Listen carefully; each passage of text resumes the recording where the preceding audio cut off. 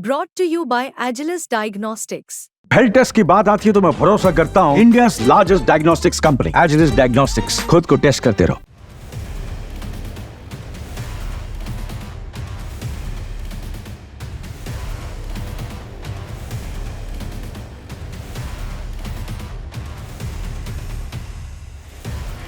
न घर के न घाट के, ये लाइन तो आप लोगों ने कई बार सुनी होगी, लेकिन ये लाइन पाकिस्तान पर बिल्कुल फिट बैठ रही, क्योंकि पाकिस्तान ने भारत की नकल की और नकल के चक्कर में उसने अकल नहीं लगाई। दरअसल पाकिस्तान और ईरान के बीच गैस पाइपलाइन प्रोजेक्ट का सपना जब शुरू हुआ तो दोनों देशों के लिए इसे एक सफलता माना जा रहा था। इस परियोजना का लक्ष्य था कि पाकिस्तान को अपनी ऊर्जा आवश्यकताओं को पूरा करने के लिए गैस मिले, लेकिन समय के साथ ये परियोजना पाकिस्तान के लिए एक बड़ी सिरदर्दी में बदल गई। इस समझौते से न तो उसे अब तक कोई गैस मिली, न ही इससे कोई आर्थिक लाभ। उल्टा पाकिस्तान को अब एक अंतर्राष्ट्रीय विवाद का सामना करना पड़ा, जो उसकी अर्थव्यवस्था पर भारी पड़ सकती है। दरअसल 2009 में पाकिस्तान और ईरान के बीच पीस पाइपलाइन के तहत एक समझौते पर हस्ताक्षर हुए। इसका उद्देश्य था ईरान से पाकिस्तान तक गैस की सप्लाई की जाए, ताकि पाकिस्तान अपनी ऊर्जा की समस्या से निपट सके। लेकिन इसके बाद से ही इस परियोजना में कई अड़चनें आई। अमेरिका और अन्य पश्चिमी देशों का दबाव भी इस परियोजना को बाधित करने का कारण बना।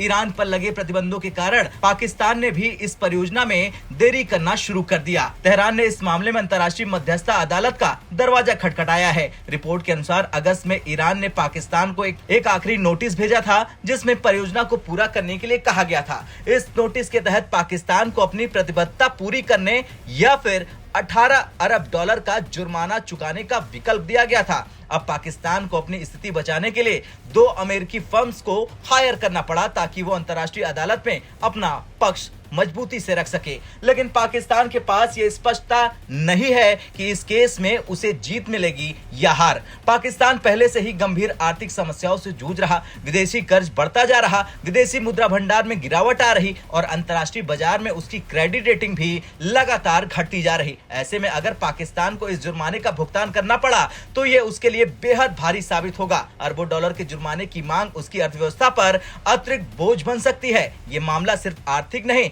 बल्कि इससे पाकिस्तान की अंतर्राष्ट्रीय राजनीति में छवि भी प्रभावित हो रही। अंतर्राष्ट्रीय मंच पर पाकिस्तान का ये रुख उसकी राजनीतिक स्थिरता पर सवाल खड़ा कर रहा। पाकिस्तान पर पहले से ही आर्थिक प्रतिबंधों का खतरा मंडरा रहा और ऐसे में ये विवाद उसकी मुश्किलें और भी बढ़ा सकता है। अब पाकिस्तान के पास केवल 2 विकल्प है, या तो वो समझौते को पूरा करे या ईरान से गैस लेना शुरू करे या फिर 18 अरब डॉलर का जुर्माना चुकाए। दोनों ही विकल्प पाकिस्तान के लिए आसान नहीं है। एक तरफ प्रतिबंधों का डर है तो दूसरी तरफ भारी आर्थिक बोझ। खैर, ये गैस पाइपलाइन सौदा पाकिस्तान के लिए अब एक गले की हड्डी बन चुका है, जिसे न वो निगल पा रहा और न ही उगल पा रहा।